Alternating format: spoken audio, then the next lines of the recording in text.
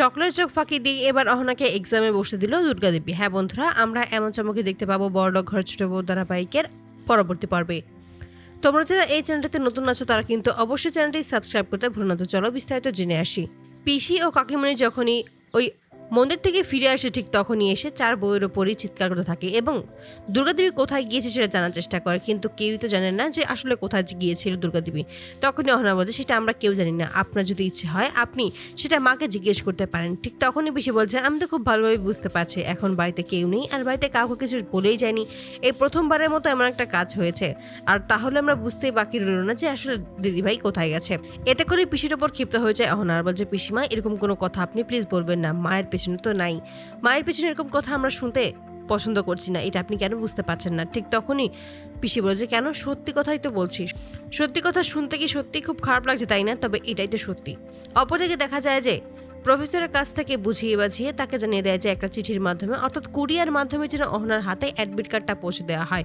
এতে করে তখন বলছে বেশ, কিন্তু আপনি এখানে কেন এসেছেন, আপনি তো সরাসরি নিয়ে যেতে পারেন। ঠিক তখনই দুর্গাদেবী জানায় যে না, আমি নিয়ে গেলে আসলে সমস্যা হবে, তাই আমি চাইছি আমার মেয়ের শ্বশুর বাড়িতে এটা পাঠিয়ে দিতে। আসলে আমার মেয়ের শাশুড়ি খুবই রাগী মানুষ, তো তাই যখন তখন এভাবে হুট করে ওই বাড়িতে যাওয়া যায় না, আর এটা দেখলে তো খুবই রাগ করবে, তার জন্যই আমি কুরিয়ার করে ওকে পাঠিয়ে দিচ্ছি, একমাত্র কিন্তু ওর হাতেই দেবেন, এছাড়া কিন্তু আর কারোর হাতে আপনি এটা দেবেন না।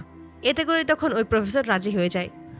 যখনই বাড়ি ফিরে আসে ঠিক সেই মুহূর্তে শুনতে পায় যে পিসি তার নামে বাচ্চা বাচ্চা কথা বলছে দেবদাকে নিয়ে। ঠিক তখনই পিসি বলে ওঠে যে আমি তো খুব ভালোভাবে বুঝতে পারছি ওই যে দেববাবু না কি, ওনার জন্যই তো এই সমস্ত কিছু হয়েছে তাই না, ওনার কাছেই নিশ্চয় গিয়েছে, প্রথমে তো এই বাড়িতে এসেছে বউ হয়ে এসেছে আর আমার ভাইটাকেও খেয়ে ফেলেছে, আর এখন ওই লোকটার পেছনেও পড়ে গেছে। এতে করেই তখন ক্ষিপ্ত হয়ে যায় দুর্গাদেবী আর বলছে খবরদার ঠাকুর যে তুমি মুখ সামলে কথা বলো, এই সমস্ত কথা তুমি আমার পেছনে বলছো তাও আমার বউদের সামনে, এটা তুমি একদম ঠিক করছো না। ঠিক তখনই পিসি বলে ভুল কি বললাম দিদি, সমস্তটাই তো সত্যি কথা বললাম।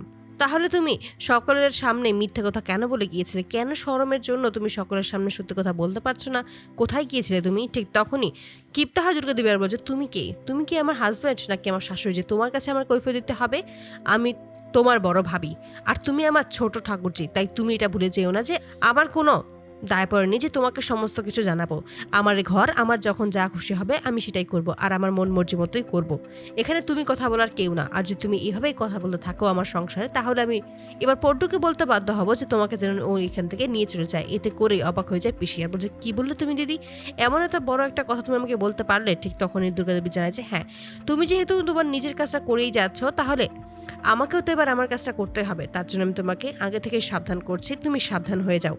তারপরের দিনই ওই চিঠি অর্থাৎ অ্যাডমিট কার্ডটা পৌঁছে যায় অহনার কাছে। ঠিক তখনই কাকা বলছে কি এসেছে চিঠিতে, ঠিক তখনই বলছে মা চিঠি পাঠিয়েছে।